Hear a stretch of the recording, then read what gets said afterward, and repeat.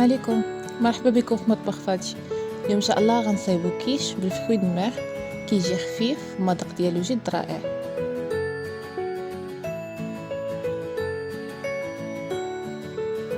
بالنسبه للباط بريزي كنحتاجو 3 الكيسان ديال العنبه من الدقيق،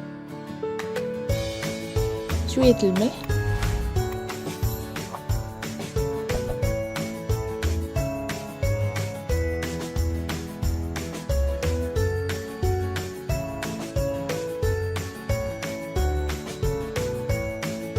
كنزيدو عليها 125 غرام ديال الزبده مانكارين تكون بارده،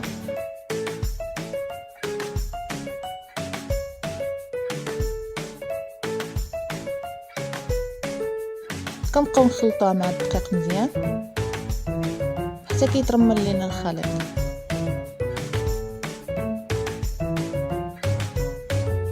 نحاولوا ندخلوا الزبده مزيان مع الدقيق.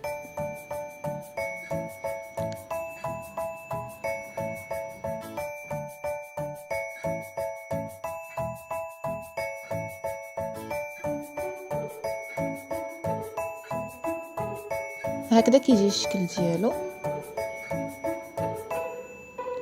من بعد كناخذوا شويه الحليب بارد تقريبا شي 4 كاس، وكنبقاو نضيفوا الحليب بالتدريج ونجمعوا العجينه ديالنا.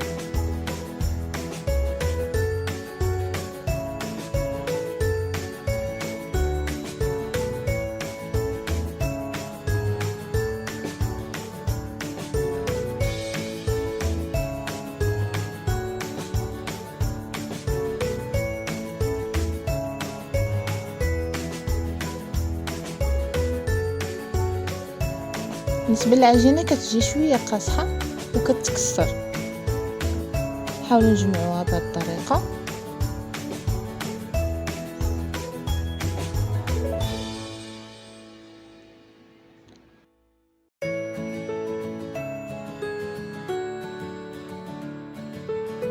ملي كتجمع لنا العجين ديالنا كنحطوها على سطح العمل، كندلكوها شويه،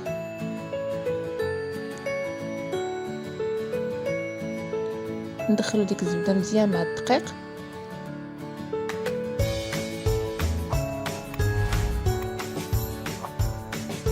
حاولوا نجمعوها بهذه الطريقه.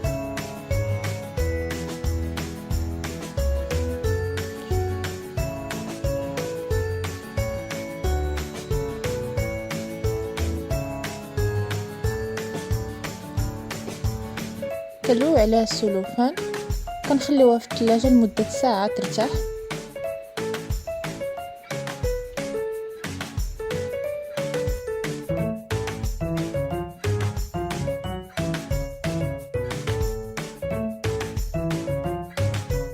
بالنسبه للحشوه كنديروا مقلاة على نار متوسطه، نديروا شويه زيت الزيتون، خليوها تسخن،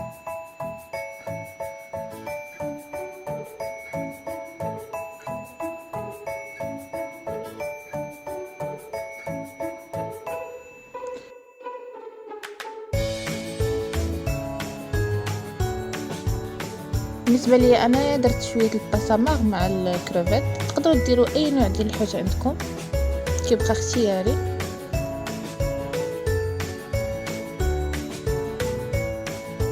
كنحركوها مزيان،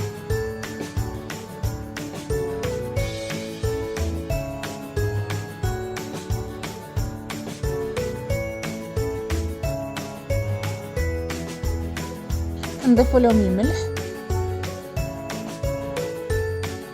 شويه الفلفل الحاره.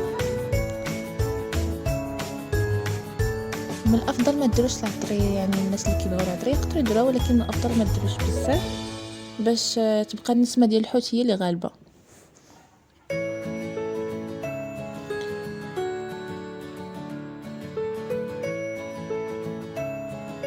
ملي كيطيب لنا الحوت ديالنا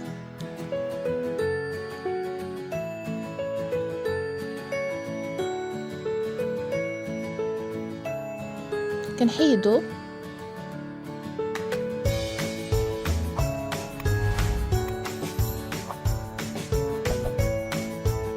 كنخليو المرق ديالو، كنزيدو عليه بصله كبيره مشلده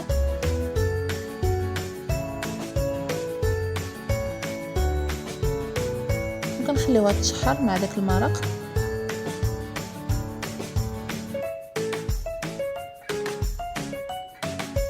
نحركوها مزيان.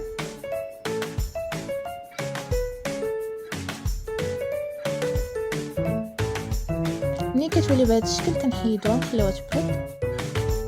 كناخدو لاباط ديالنا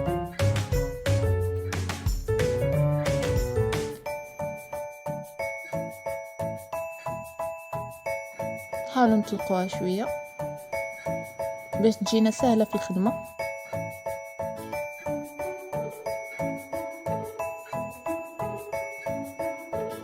وكنديروها في المول وكنبقاو نطلقوها بهذا الشكل. حاولوا تخدموها بحال هكذا حيت كتكون شويه قاصحه. طلقوها مزيان.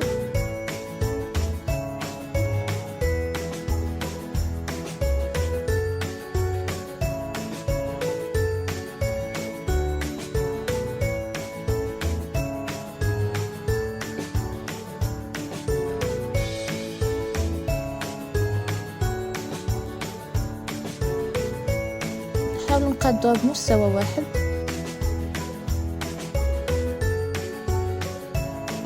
منخليوش العجينه غليظه. نقادو الجوانب بهذا الشكل.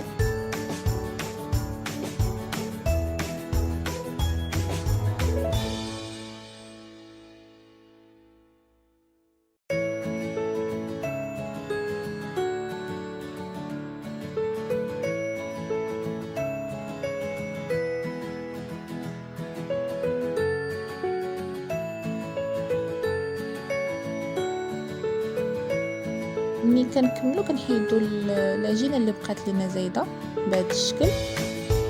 بالنسبه للعجين اللي كيبقى لنا نقدروا نخدموا به كيس صغيره بهذا الشكل.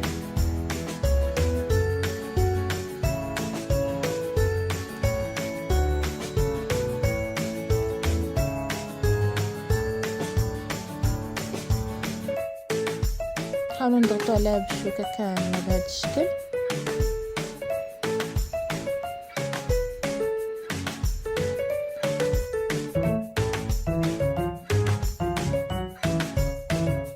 كناخدو 3 البيضات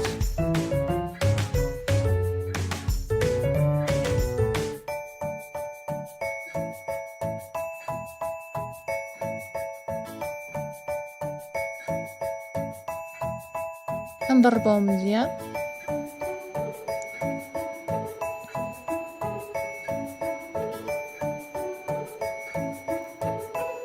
كنسموها بشويه الكوزه.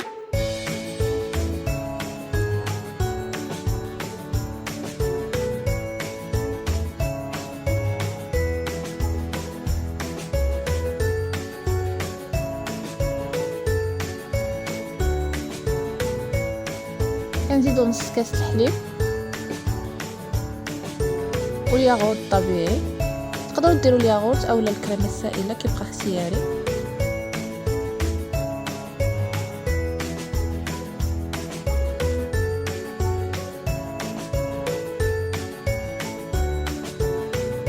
كنديروا شويه البزار شويه الملح كنحركوهم مزيان.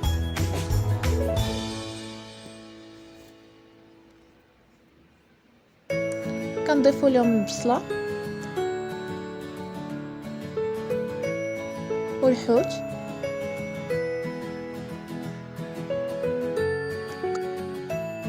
كنخلطو مزيان.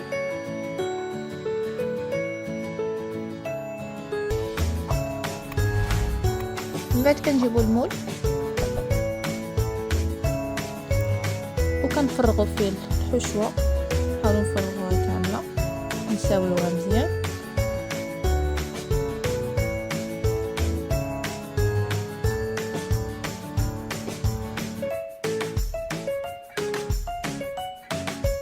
من بعد كندخلوها الفرن لمده 40 دقيقه على درجه 170.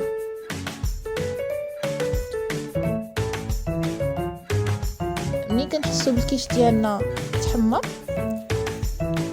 كناخذوا الفرماج كنضيفوه ليه